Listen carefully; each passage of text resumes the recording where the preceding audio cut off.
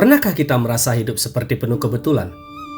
Kadang bahagia datang tiba-tiba, kadang masalah muncul tanpa peringatan. Namun, bagaimana jika sebenarnya tidak ada yang benar-benar terjadi tanpa sebab? Dalam episode perdana ini, kita akan menyelami sebuah kisah kuno yang terpahat di relief Borobudur. Cerita berjudul Suka, yang berbicara tentang jejak perbuatan dan akibatnya yang akan mengingatkan kita bahwa tindakan sekecil apapun, baik yang dilakukan melalui pikiran, ucapan, dan perbuatan, pasti akan meninggalkan jejak yang diam-diam membentuk arah hidup kita di masa mendatang. Mari kita dengarkan kisah ini bukan sekedar sebagai cerita, tetapi sebagai cermin untuk memahami diri sendiri bersama saya, Liman, dalam Suara Dhamma.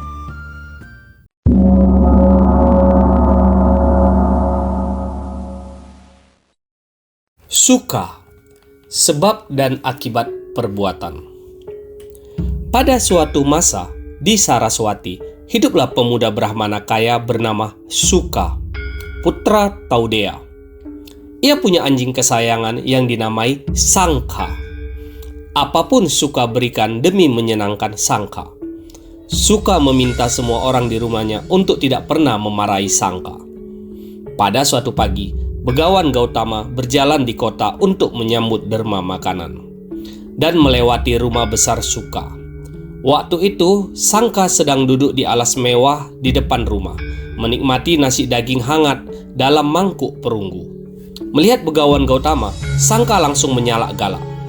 Begawan Gautama dengan tenang berkata, "Sangka, pikiranmu begitu liar tak terkendali, sehingga kau menggeram dan menyalak kepada siapapun yang kau lihat." Sangka yang baru sekali ditegur seumur hidupnya menjadi sengit sekaligus sedih. Ia lari masuk ke dapur, lalu meringkuk tertunduk di tungku perapian yang penuh debu. Sekembalinya Suka dari berdagang, ia melihat anjing kesayangannya sedih dan kotor di tungku. Suka langsung mengumpulkan seluruh penghuni rumah dan menanyai mereka, "Apa yang kalian lakukan terhadap Sangka? Bukankah sudah kukatakan berkali-kali, jangan pernah menyakiti Sangka?" Salah satu pelayan menjawab, "Ampun Tuan, bukan salah kami. Tadi pagi Begawan Gautama lewat di depan rumah. Ketika Sangka menyalak kepadanya, Begawan Gautama mengucapkan sesuatu. Setelah itu, Sangka meringkuk di tungku." Seketika itu, Suka murka. Dengan penuh kemarahan, ia pergi ke pertapaan Anathapindada di hutan Jeta, tempat Begawan Gautama berdiam. Kala itu, Begawan Gautama sedang mengajar kepada para biksu. Suka menyapa, duduk di satu sisi, lalu bertanya, "Apakah betul Begawan Gautama tadi pagi datang ke rumah saya?" Lalu ketika itu, mengatakan sesuatu kepada Sangka, anjing saya. Begawan Gautama menjelaskan, "Begini anak muda, tadi pagi aku mengenakan jubah dan membawa mangkuk, memasuki Saraswati. Ketika menerima derma dari pintu ke pintu, aku melintas di halaman rumahmu, berdiri di depan gerbang. Sangka langsung menyalak galak. Aku mengatakan ini kepadanya, 'Sangka, pikiranmu begitu liar tak terkendali, sehingga kau mengeram dan menyalak kepada siapapun yang kau lihat.' Mendengar itu, anjingmu langsung lari masuk ke rumah." Suka bertanya lagi, "Bagaimana Begawan tahu isi pikiran anjing saya? Apa Begawan tahu kelahiran lampau Sangka, sehingga Begawan mengetahui sifatnya?" Begawan Gautama menjawab, "Cukup anak muda, tahan dirimu dan jangan menanyakan hal itu. Jangan mengecewakan dirimu sendiri akibat ketaksabaranmu atau membuat pikiranmu sendiri tak senang." Suka terus mendesak Begawan Gautama untuk menjawab pertanyaannya. Akhirnya Begawan Gautama berujar, "Baiklah anak muda, jika kau sungguh ingin tahu itu, dengarkan dan perhatikan baik-baik. Ayahmu, Taudea, setelah meninggal terlahir ulang di rahim anjing." Suka sungguh terkejut.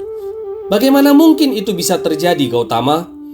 Ayah saya adalah orang yang rajin melakukan pengorbanan, pemujaan api, dan upacara lainnya. Setelah meninggal, ia seharusnya terlahir ulang di surga, di alam Brahma." Begawan Gautama menjelaskan, "Anak muda, kau boleh saja bangga akan apa yang dilakukan ayahmu semasa ia hidup dahulu. Namun, pada kenyataannya, ia terlahir ulang di rahim anjing. Jika kau tidak mempercayai perkataanku, pulanglah dan lakukan apa yang kukatakan ini. Katakan kepada sangkal, jika kamu dulu ayahku, Taudea, duduklah di alas bantal. Ia akan duduk di situ. Lalu katakan, jika kamu dulu ayahku, Taudea, makanlah, ia akan makan. Usai makan, katakanlah, jika kamu dulu ayahku, Taudea, harta yang seharusnya kuwarisi setelah kematianmu dan belum kamu tunjukkan, tolong tunjukkan sekarang. Ia akan menunjukkannya. Suka menyanggupi anjuran Begawan Gotama, pulang dan bergegas menemui sangka. Suka melakukan semua itu, dan betapa terperanjatnya ia. Seusai makan, sangka lari menuju pondok tua di wilayah rumah. Mengendus lalu menggali.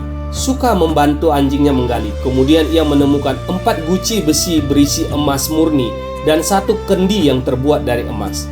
Setelah mengamankan harta yang baru ditemukannya, Suka dengan puas, gembira dan senang kembali menemui Begawan Gautama. Setelah memberi hormat, Suka duduk di satu sisi. Begawan Gautama bertanya, "Bagaimana anak muda? Apakah yang kukatakan mengenai sangka benar adanya?" "Sungguh benar, Begawan. Saya mohon Begawan bersedia menjawab pertanyaan lain," ujar Suka. "Bertanyalah anak muda, pertanyaan apapun yang kau kehendaki," jawab Begawan Gautama. "Apakah sebabnya manusia ada yang pendek umur dan panjang umur, sering sakit dan jarang sakit, buruk rupa dan rupawan, tak terpengaruh dan berpengaruh, miskin dan kaya, tak bermartabat dan bermartabat, dungu dan bijak?" Begawan Gautama menjelaskan, "Aku akan mengajarkan pembabaran mengenai perincian perbuatan. Dengarkan baik-baik, perhatikan, aku akan bicara." "Baik, Begawan," sahut Suka. Begawan Gautama membabarkan, orang adalah pemilik perbuatannya, mewarisi perbuatannya, berasal dari perbuatannya, terhubung dengan perbuatannya, terlindung oleh perbuatannya. Jika seseorang membunuh, kejam, suka menganiaya, senang kekerasan, tega pada makhluk, dengan karma itu, setelah mati, ia terlahir lagi di alam derita. Dan jika ia terlahir sebagai manusia, ia pendek umur. Namun, jika seseorang tak lagi menyakiti, memantang menyakiti, meletakkan tongkat dan pedang, bernurani, welas, ia menghargai dan mengasihi semua makhluk dengan karma itu, setelah mati, ia terlahir lagi di alam bahagia. Dan jika ia terlahir sebagai manusia, ia panjang umur. Jika seseorang terbiasa menganiaya makhluk dengan bongkah, tongkat atau pedang, dengan karma itu, setelah mati, ia terlahir lagi di alam derita. Dan jika ia terlahir sebagai manusia, ia sering sakit. Namun jika seseorang tak lagi menyakiti, memantang menyakiti, meletakkan tongkat dan pedang, bernurani, welas, ia menghargai dan mengasihi semua makhluk dengan karma itu, setelah mati, ia terlahir lagi di alam bahagia. Dan jika ia terlahir sebagai manusia, ia jarang sakit. Jika seseorang marah, sering tersinggung, bahkan terhadap hal remeh, gusar, goyah, jengkel, keras kepala, dan menunjukkan kesal, amarah, dan gerutu, dengan karma itu, setelah mati, ia terlahir lagi di alam derita. Dan jika ia terlahir sebagai manusia, ia buruk rupa. Namun jika seseorang tak marah, tak sering tersinggung, bahkan terhadap hal besar, tak gusar, tak goyah, tak jengkel, tak keras kepala, dan tak menunjukkan kesal, amarah, dan gerutu, dengan karma itu, setelah mati, ia terlahir lagi di alam bahagia. Dan jika ia terlahir sebagai manusia, ia rupawan. Jika seseorang berhati cemburu, iri pada perolehan, penghargaan, kehormatan, martabat, pujian, dan pujaan yang diterima orang lain, pendendam dan pembalas, dengan karma itu, setelah mati, ia terlahir lagi di alam derita. Dan jika ia terlahir sebagai manusia, ia tak berpengaruh. Namun jika seseorang tak berhati cemburu, tak iri pada perolehan, penghargaan, kehormatan, martabat, pujian, dan pujaan yang diterima orang lain, tak pendendam dan tak pembalas dengan karma itu, setelah mati ia terlahir lagi di alam bahagia. Dan jika ia terlahir sebagai manusia, ia berpengaruh. Jika seseorang tak suka memberi makanan, minuman, pakaian, kendaraan, hiasan, wewangian, obat, tempat tidur, tempat tinggal, dan penerangan, dengan karma itu, setelah mati ia terlahir lagi di alam derita. Dan jika ia terlahir sebagai manusia, ia miskin. Namun jika seseorang suka memberi makanan, minuman, pakaian, kendaraan, hiasan, wewangian, obat, tempat tidur, tempat tinggal, dan penerangan, dengan karma itu setelah mati ia terlahir lagi di alam bahagia. Dan jika ia terlahir sebagai manusia, ia kaya. Jika seseorang cuek dan sombong pada yang layak dipuji, ia tak memuji.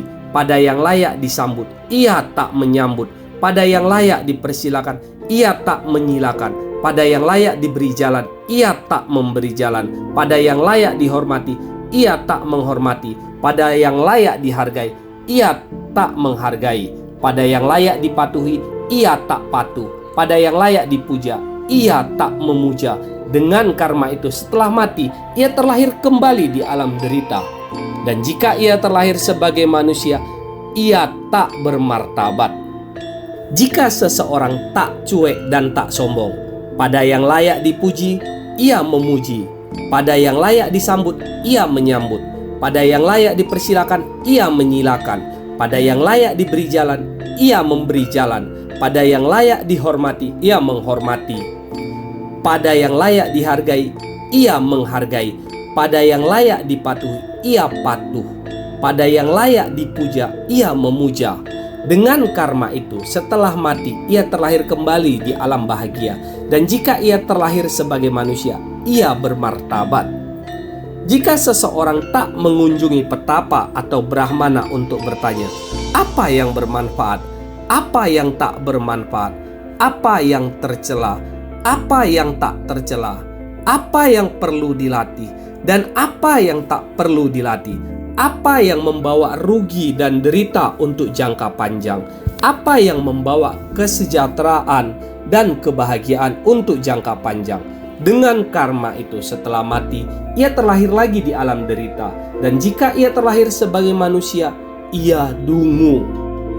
Namun jika seseorang mengunjungi petapa atau brahma untuk bertanya, apa yang bermanfaat, apa yang tak bermanfaat, apa yang tercela, apa yang tak tercela, apa yang perlu dilatih, apa yang tak perlu dilatih, apa yang membawa rugi dan derita untuk jangka panjang, apa yang membawa sejahtera dan bahagia untuk jangka panjang. Dengan karma itu setelah mati ia terlahir lagi di alam bahagia. Dan jika ia terlahir sebagai manusia, ia bijak. Setelah ini diperincikan, suka berseru, menakjubkan Begawan Gautama, mengagumkan, seperti orang yang membalikkan yang terbalik, atau menguak yang tersembunyi, atau menunjukkan jalan pada yang tersesat, atau mengangkat pelita di kegelapan, sehingga yang punya mata bisa melihat. Demikian pula Begawan Gautama telah dalam berbagai cara menjelaskan kebenaran. Kisah Suka mengajarkan bahwa hidup bukanlah rangkaian kejadian acak. Segala sesuatu yang terjadi pada diri kita hari ini bukanlah suatu kebetulan, takdir atau nasib semata, melainkan pantulan dari perbuatan kita sendiri di masa lalu. Apa yang kita tanam melalui pikiran, ucapan, dan perbuatan perlahan akan kembali kepada kita. Semoga cerita ini menjadi pengingat lembut bahwa setiap perbuatan dan tekad hari ini sedang membentuk masa depan kita nantinya. Sampai jumpa di kisah berikutnya. Semoga kita semua terus belajar menanam sebab yang membawa kebaikan di masa depan bagi diri kita dan semua makhluk.